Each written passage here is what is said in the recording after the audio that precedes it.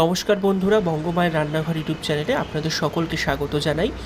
প্রতি রবিবারের মতো এই রবিবারও আমি মাকে বলেছিলাম যে অন্য রকমের কিছু একটা রেসিপি বানিয়ে দিতে। সেই জন্যই মা আজকে রেসিপি বানিয়ে দিল জিলিপি। তো আজকের রেসিপি জিলিপি। চলুন দেখে নিই কীভাবে আমার মা পুরো সম্পূর্ণ প্রসেসটা বানালো। তো প্রথমেই একটি বোলের মধ্যে বিউলির ডাল আপনাদেরকে জল দিয়ে ভিজিয়ে রাখতে হবে। অবশ্যই জিলিপি বানানোর জন্য বিউলির ডালটাই ইউজ করবেন।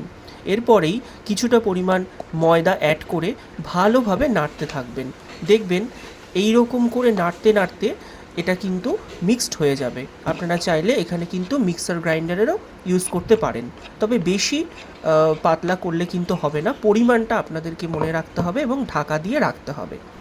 এরপরেই জিলিপির জন্য যে রসটা বানাতে হতো সেই জন্য আমাদেরকে, আপনারা দেখতেই পাচ্ছেন ভিডিওতে, চিনি দিয়ে, পরিমাণ মতো চিনি দিয়ে তার মধ্যে জল দিয়ে আপনাদের কিন্তু এইভাবে ওভেনের মধ্যে জ্বালাতে হবে।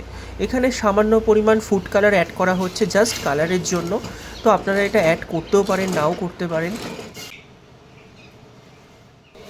তো এইভাবে আপনারা কিন্তু করতে পারেন। আশা করি এরকম করে আপনারা বানালে খুবই টেস্টি লাগবে এবং দেখতেও খুব সুন্দর লাগবে।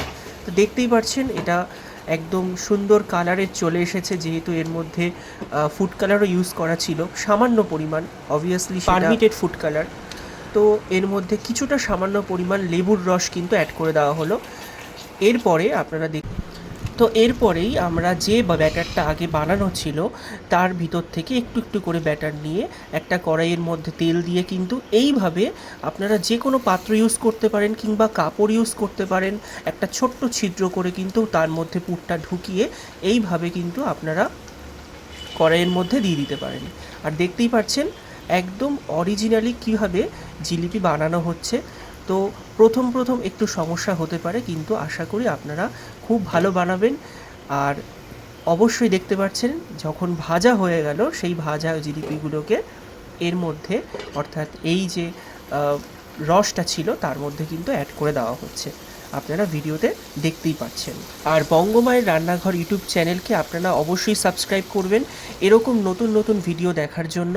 কিছু সমস্যার দরুন প্রতিদিন নিয়মিতভাবে ভিডিও আপলোড করা হচ্ছিল না, এবার থেকে কিন্তু নিয়মিত ভিডিও আপলোড আসবে, ভিডিওস আসবে নতুন রেসিপি আপনারা দেখার জন্য। অবশ্যই চ্যানেলটিকে সাবস্ক্রাইব করবেন আর পাশে থাকা বেল আইকনটিকে অবশ্যই ক্লিক করবেন।